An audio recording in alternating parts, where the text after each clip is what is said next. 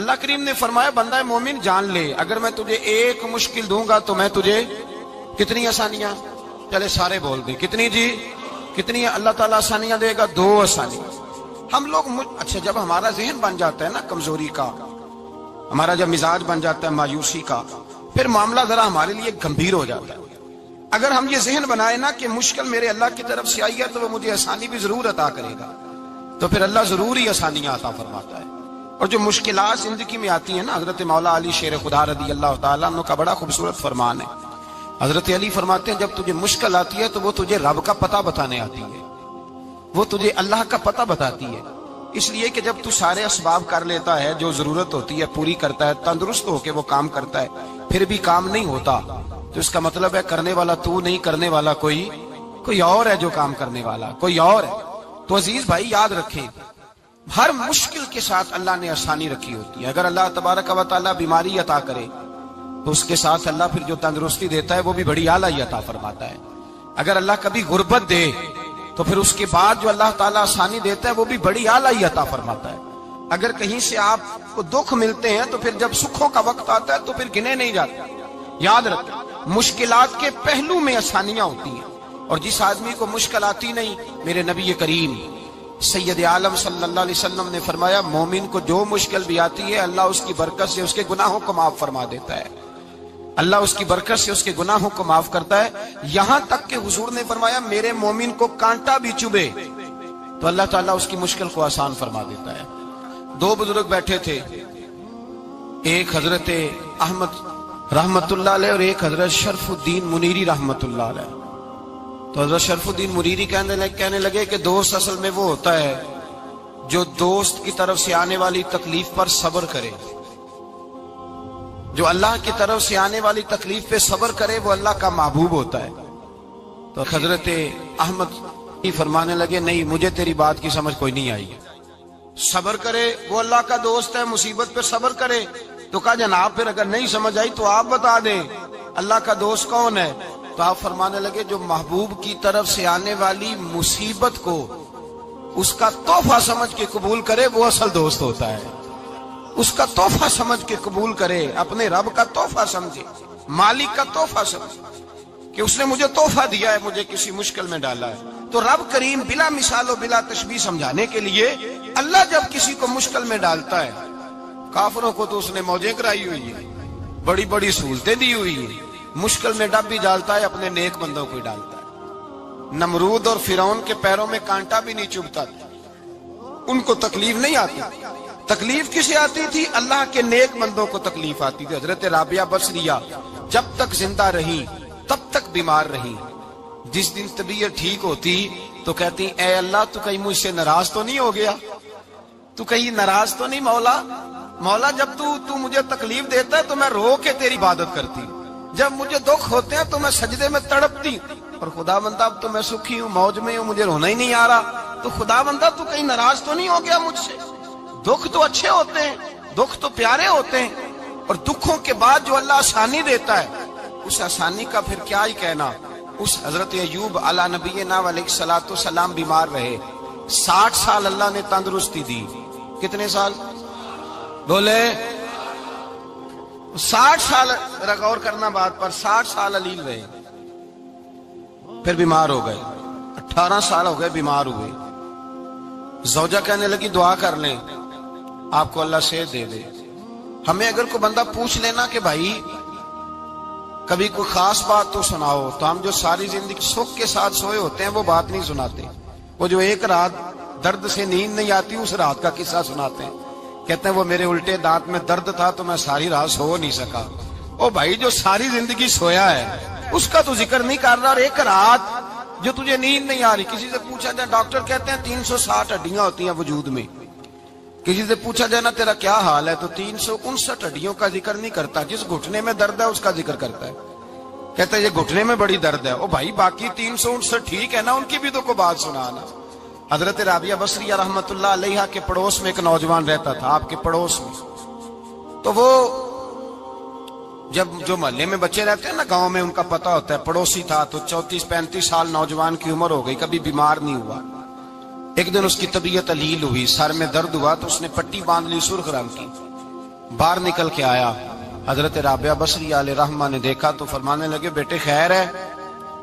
لگا جی اماں جی سر میں بڑی درد ہے۔ آپ فرمانے لگے کتنی عمر ہو گئی؟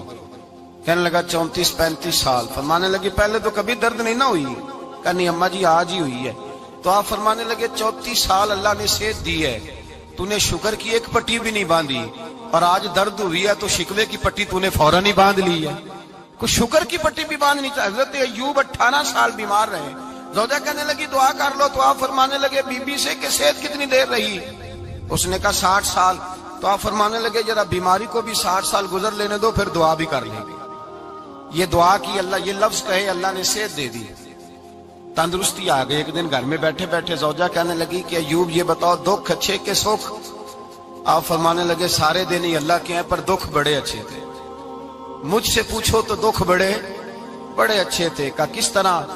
تو حضرت ایوب فرمانے لگے جب میں بیمار تھا تو 24 گھنٹے میں ایک دفعہ میرا رب میرا حال پوچھا کرتا تھا، ایک دفعہ میرا اللہ پوچھتا تھا ایوب تیرا حال کیا ہے؟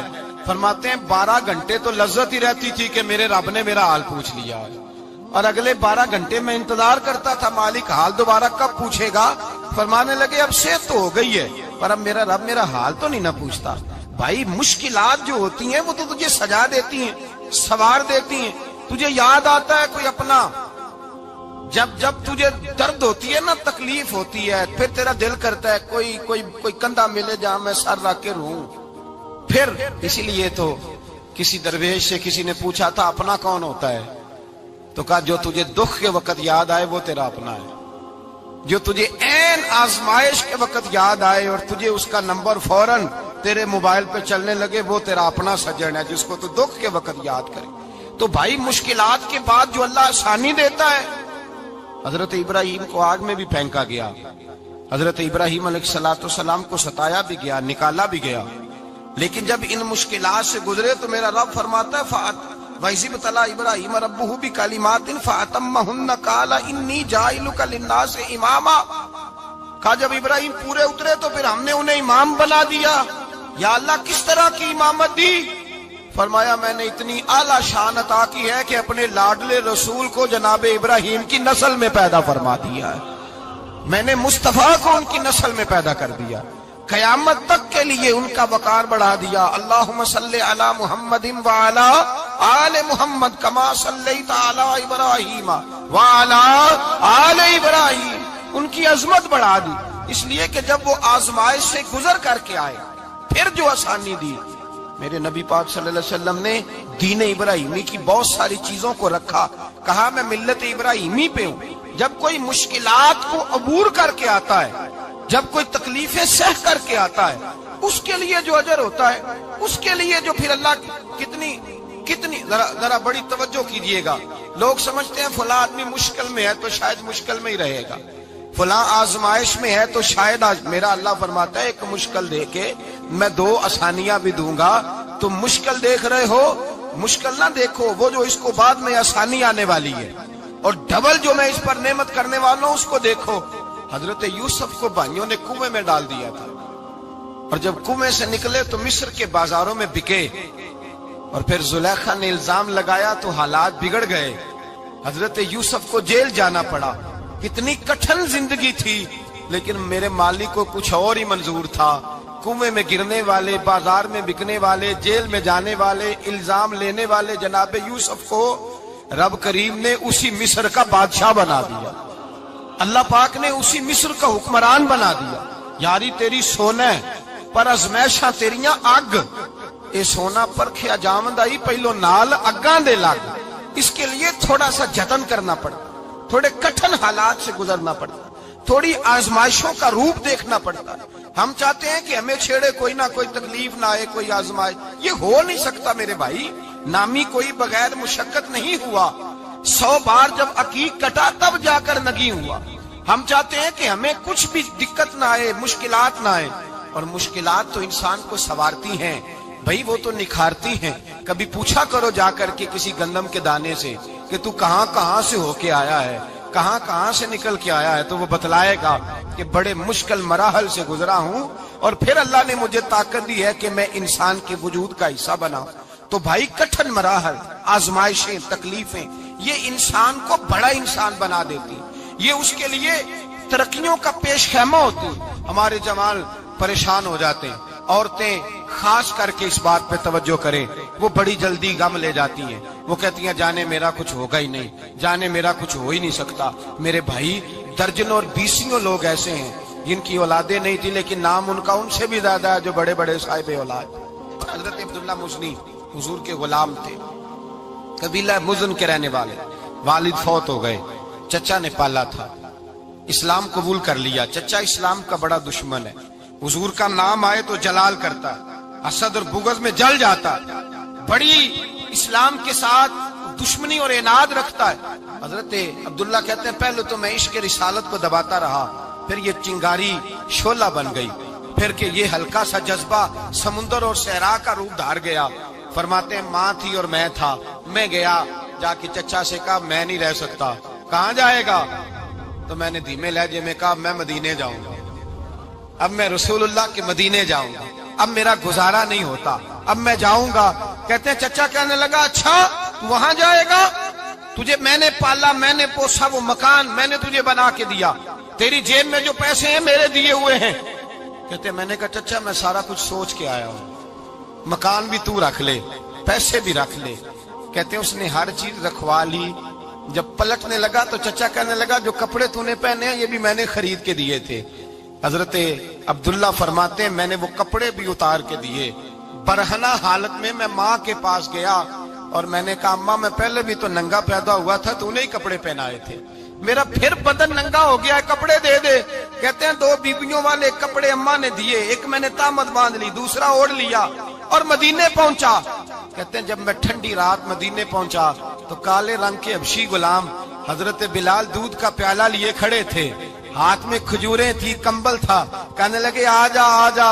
مصطفیٰ نے فرمایا تھا قبیلہ مزن سے میرا غلام آ رہا ہے، میں ساری رات سے تیرا انتظار کر رہا ہوں۔ حضرت جناب سیدنا عبداللہ رضی اللہ تعالیٰ عنہ فرماتے ہیں میری مشکل آسان ہوئی، فرماتے ہیں مجھے مدینے میں اعزاز مل گیا، مجھے عزت مل گئی، ہر آدمی میری قدر کرنے لگا۔ گویا بزرگ کہتے ہیں کہ حضرت عبداللہ دعا کرنے لگے کہ اے اللہ تو نے مجھے بڑی شان دی ہے مصطفیٰ کی گود میں، اگر اسی رحمت کے چھاؤں میں پردہ کر دوں تو میری بات بن جائے گی۔ حضرت عبداللہ کا وصال بھی رسول اللہ کی گود میں ہی ہو گیا، گود میں، نہ کوئی رشتہ دار، نہ کوئی تعلق دار، نہ کوئی ہمسایہ اپنا، نہ کوئی چچا، نہ کوئی ماموں، شہر میں تنہا اسی کسے دے کچھ نہیں جے لگ دے تے نہ کوئی ساڈا دردی، تنہائی۔ جنازہ اٹھا تو اٹھانے والے کون؟ ابو بکر صدیق، فاروق اعظم، عثمان غنی، مولا علی، حسنین کریمین جنازے میں شامل۔ میرے رسول پاک صلی اللہ علیہ وسلم نے جنازہ پڑھایا، دیکھو مشکل کاٹی تھی تو آسانی کا رنگ دیکھو، آسانی کا انداز دیکھو۔ حضرت سیدنا ابو دردہ رضی اللہ تعالیٰ عنہ ارشاد فرماتے ہیں مدینے میں رواج تھا کہ جب قبر میں اتارنے لگتے تھے تو قریبی رشتہ دار اتارا کرتے تھے، پر عبداللہ کا تو رشتہ دار ہی کوئی نہیں تھا مدینے میں، کون اتارے؟ فرمایا جب قبر میں اترنے لگے تو حضرت ابو بکر صدیق اور حضرت عمر فاروق اتر گئے کہ ہم قبر میں اتارتے ہیں۔ رسول اللہ نے فرمایا تم باہر نکلو، تم کیوں قبر میں گئے ہو، باہر آؤ۔ کہتے ہیں ہم باہر آئے تو اللہ کے رسول اندر گئے، فرمایا کون کہتا ہے اس کا کوئی نہیں، میں جو موجود ہوں، کون کہتا ہے کوئی نہیں؟ فرمایا رکھو میرے ہاتھوں پہ۔ کہتے ہیں حضور کے دست مبارک پہ رکھا اور باہر کھڑے ہم رشک کرنے لگے کہ واہ اللہ تیرا آسانی دینے کا رنگ، آسانی۔ اس نے مشکل برداشت کی تو رب نے مصطفیٰ کے قدموں میں آسانیاں عطا فرمائی، پسے اور حضور نے قبر میں رکھا، نبی پاک نے۔ میرے دادا مرشد کہتے ہیں عشق سرکار کی ایک شمع جلا لو دل میں، بعد مرنے کے قبر میں بھی اجالا ہوگا۔ اور میرے اعلیٰ حضرت فرماتے ہیں لحد میں عشق رخ شاہ کا داغ لے کے چلے، لحد میں عشق رخ شاہ کا داغ لے کے چلے، اندھیری رات سنی تھی چراغ لے کے چلے۔ اور بیدم شاہ بارسی تو حد کر گئے، کہنے لگے پسے مردن، بعد مرنے کے پسے مردن فرشتوں نے جو تلاشی لی تو کیا نکلا؟ فقط ایک دل کے گوشے سے خیال مصطفیٰ نکلا، فقط ایک دل کے گوشے سے خیال۔ اور کامل پیرو نہ دے باہو قبر جنا دی جیوے۔ میرے بھائی نبی پاک صلی اللہ علیہ وسلم کے ساتھ وفا کی تنگی دیکھ کر دقت ساتھ دیا.